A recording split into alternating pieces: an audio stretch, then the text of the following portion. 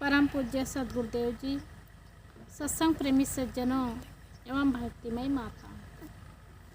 संसार एक रंगमंच है और हम सब अभिनेता है।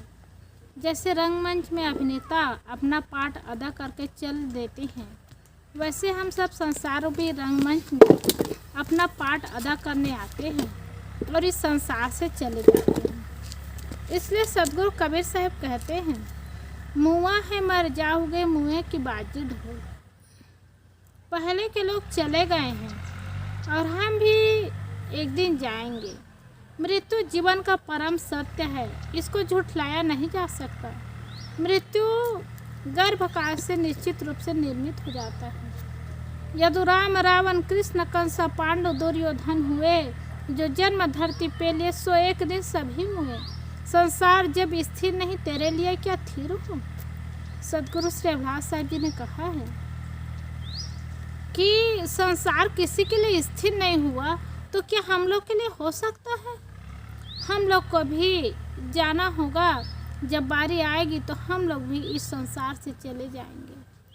फिर जाने के बाद लोग अच्छाई बुराई को याद करते हैं और उसकी प्रशंसा और निंदा करते हैं। इसलिए जीवन रहते रहते अपने कर्म को सुधारे, अच्छा कर्म करे तो जीवन सफल होगा, जीवन सार्थक होगा। हर मनुष्य कर्म करने में स्वतंत्र है और स्वतंत्र कर्म करने के कारण जब सही मार्ग नहीं मिलता है, सही रास्ता नहीं मिलता है तो जीवन नरक बन जाता है। क्योंकि कहते हैं ना, आज पुत्र की आवश्यकता नहीं है, पात्र की आवश्यकता है। क्योंकि सबके घर में पुत्र है, बहुत पुत्र है, लेकिन एक भी पुत्र पात्र नहीं होता है तो घर परिवार दुखमय नहीं नरकमय बन जाता है। इसलिए पुत्र के साथ साथ पात्रता दे और पात्र बने तो जीवन सफल होता है। तो हम सबको एक दिन जाना होगा। इस जगती तल में जो जन्म बैठा कौन यहाँ है, 100 के पहले वाले प्रायः कोई नहीं यहाँ है। इस संसार में जो भी जन्म लेकर आए हैं सबको जाना पड़ेगा। 100 साल की उम्र किसी किसी की होती है और 100 के पहले से ही सबको जाना हो जाता है। जहाँ कोई रुकते नहीं है, हमारी भी बारी आएगी तो हमको भी जाना पड़ेगा। देखो कैसी घटना घट जाती है मौत के लिए, कैसा समय आ जाता है। कोई ज़रूरी नहीं होता कि 80 साल 90 साल 100 साल की उम्र हो तभी शरीर छूटे। जन्म लेते ही बच्चे का शरीर छूट जाता है, महीना 2 महीना रहता है, बचपना चला जाता है, तो जवानी आती है तो 30-40 साल में शरीर छूट जाता है। ऐसा समय आता है और शरीर छूटने के कई निमित्त बन जाते हैं। एक्सीडेंट एक निमित्त हो जाते हैं और तबीयत खराब होना एक निमित्त बन जाते हैं। ऐसे ही निमित्त में इस संसार से जाना होता है। तो इस संसार से तो निश्चित है जाएंगे और जीते जी अपने जीवन को अच्छा बनाए, कर्म को अच्छा बनाए, ये जीवन की सफलता है। क्योंकि जाने के बाद कुछ लेकर के तो नहीं जाएंगे, लेकिन वही संस्कार लेकर के जाएंगे और वही संस्कार दुख भी देता है, सुख भी देता है।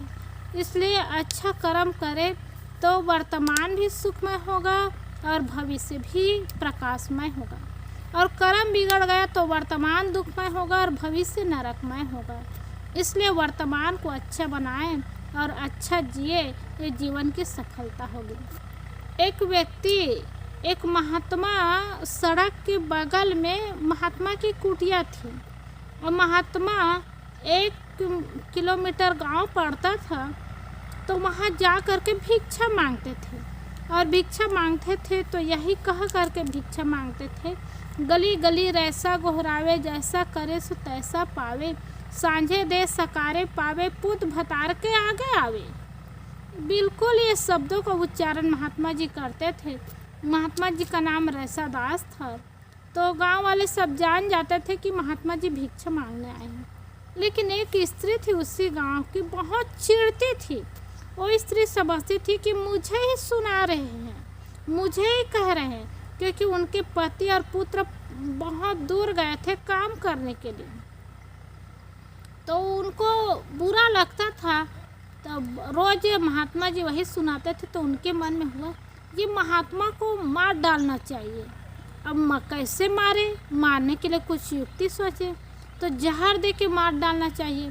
अब डायरेक्ट जहर तो नहीं दे सकती थी, तो क्या किए, रोटी बनाई, मोटी रोटी, और उसमें जहर मिला दी और महात्मा जी को वो रोटी दी। महात्मा जी प्रेम से ले लिए और महात्मा जी और घर से रोटी मिली थी और भोजन मिला था, उसको भी रखे थे। तो मोटी रोटी बड़ी थी तो उसको रख लिए। यही सोचे कि रोज़ मांगना पड़ता है, ये कल का काम आ जाएगा तो कल मांगना नहीं होगा।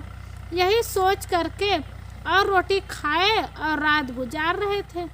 संयोग ऐसा हुआ कि उसी रात को उस महिला के पति और पुत्र बहुत दूर गए थे काम करने, उसी रात को आए।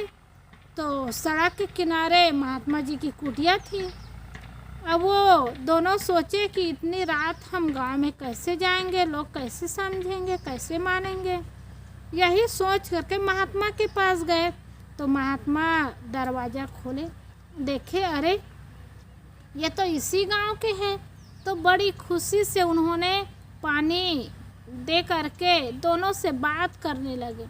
और महात्मा जी ने कहा कि तुम्हारे ही घर से आज संयोग से भोजन मिला है और ये भोजन रखा हुआ है और तुम दोनों खा लो और तृप्त हो जाओ, पेट की अग्नि बुझ जाएगी और सुबह होते ही चले जाना। यही सोच करके महात्मा जी दोनों को पानी दिए, दोनों को रोटी दिए और रोटी दिए तो दोनों आधा आधा खाए और आधा आधा खाए क्या, उस रोटी में तो जहर मिला हुआ था।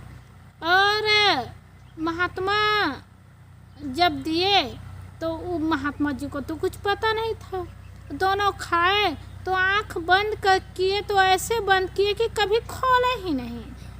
तो महात्मा जी को लगा कि ये दोनों को क्या हो गया, कितनों बार उठाए बात किए लेकिन दोनों आँख खोले ही नहीं। गाँव में जाकर महात्मा जी आवाज़ दिए कि ये दोनों को क्या हो गया, क्या हो गया।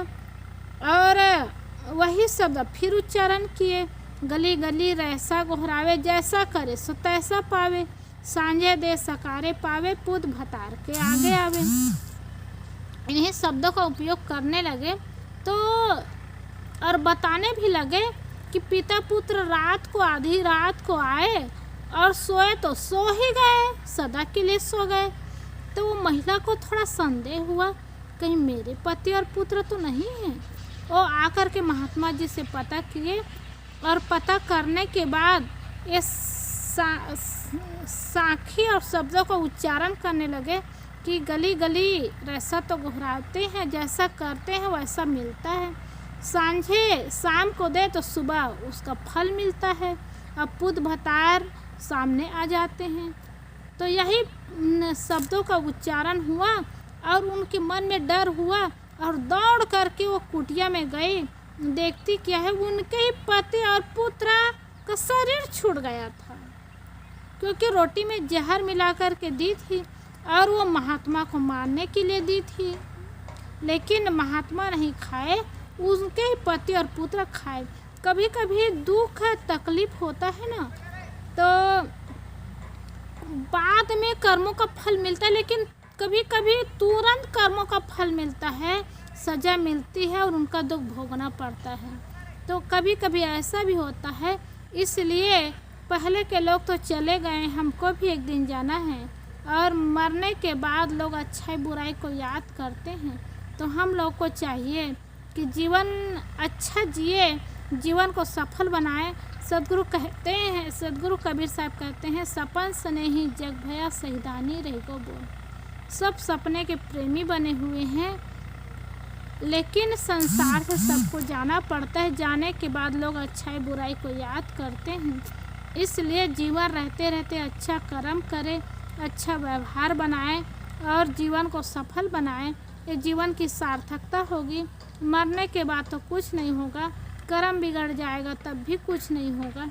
इसीलिए तो किसी ने कहा है ना, this world is a stage and we are actor and actress. संसार एक रंगमंच है और हम सब अभिनेता हैं, इसलिए संसार रूपी रंगमंच में अच्छा पाठ अदा करें। ये जीवन की सफलता है और ये सफलता को हमारे हाथ में जो सफलता है उसको हम सफल बनाएंगे तो जीवन सुंदर होगा, सुखमय होगा। नहीं तो जीवन दुखमय और नरकमय बीत ही जाता है। रोते रोते जन्म लेते हैं, रोते रोते जीवन जीते हैं और रोते रोते इस संसार से भी जाते हैं। रोते रोते जन्म लेना तो स्वाभाविक है। जब बच्चा नहीं रोएगा तो माता पिता रोना शुरू कर देंगे, क्योंकि कहते हैं वैज्ञानिक लोग, जब बच्चे रोते हैं तो सीने का गुब्बारा खुलता है और सांस लेना शुरू होता है। तो बच्चे का रोना स्वाभाविक है, लेकिन वही बड़ा हो जाता है, सयाने हो जाते हैं, बुढ़ापा आ जाता है, तब भी रोता है। ये समझदारी नहीं है। इसलिए अच्छा जीवन जिए, अच्छा कर्म बनाए, जीवन को सुंदर और सुखमय बनाए। ये जीवन की सफलता है और इसी में हमारा जीवन सफल होगा। बोलिए सद्गुरुदेव की जय।